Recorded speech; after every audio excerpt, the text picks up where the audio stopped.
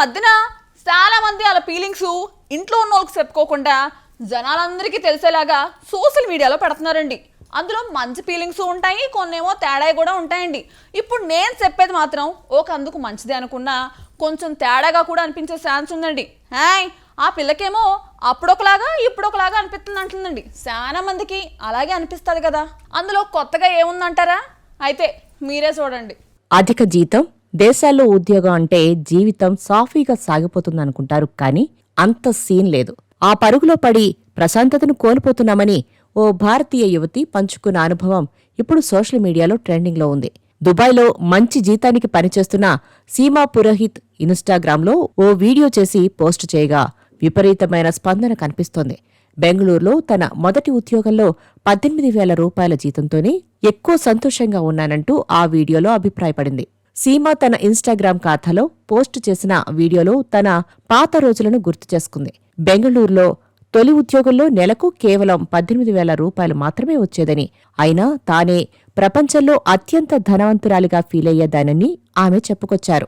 ఆ జీతంతోనే పీజీ అద్దె కడుతూ, స్ట్రీట్ షాపింగ్ చేస్తూ, క్యాంటీన్ ఫుడ్ తింటూ, స్నేహితులతో సరదాగా గడుపుతూ, హబ్బా ఒకటేమిటి అన్నీ చేసినా కొంత డబ్బు కూడా ఆదా చేయగలిగానని వివరించింది. తన జీవితంలో అవి అత్యంత హ్యాపీ డేస్ అని తెలిపింది. ఆ తర్వాత మంచి అవకాశాల కోసం కార్పొరేట్ పరుగులో పడి దుబాయ్కి వచ్చానని, ఇక్కడ జీతం బాగా పెరిగినా ఆనాటి సంతోషం, సంతృప్తి ఇప్పుడు లేవంటూ సీమా ఆవేదన వ్యక్తం చేసింది.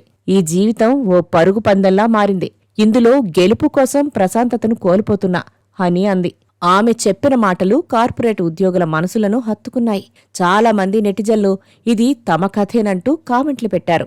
ఈ పోస్టుపై నెటిజన్ల నుంచి భిన్నమైన స్పందనలు వస్తున్నాయి. బహుశా మీరు దుబాయ్లో ఎక్కువ ఖర్చు చేస్తున్నారేమో, అందుకే పొదుపు కష్టంగా అనిపిస్తుండొచ్చు అని ఒకరు అభిప్రాయపడ్డారు.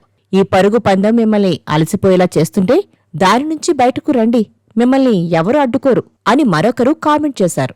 దుబాయ్ జీవితం మీ మనశ్శాంతిని దెబ్బతీస్తుంటే తిరిగి ఇండియాకు వచ్చేయండి, ఇక్కడ కూడా మంచి ఉద్యోగం దొరుకుతుంది, సంతోషాన్ని త్యాగం చెయ్యొద్దు అని మరొక యూజర్ హితవు పలికారు. మొత్తం మీద సీమా పురోహిత్ పోస్ట్ ఇప్పుడు కేవలం డబ్బు, హోదా కోసం కాకుండా వర్క్ లైఫ్ బ్యాలెన్స్, మానసిక ఆరోగ్యం, వ్యక్తిగత సంతోషానికి ప్రాధాన్యం ఇవ్వాలనే చర్చకు మరోసారి తెరలేపింది.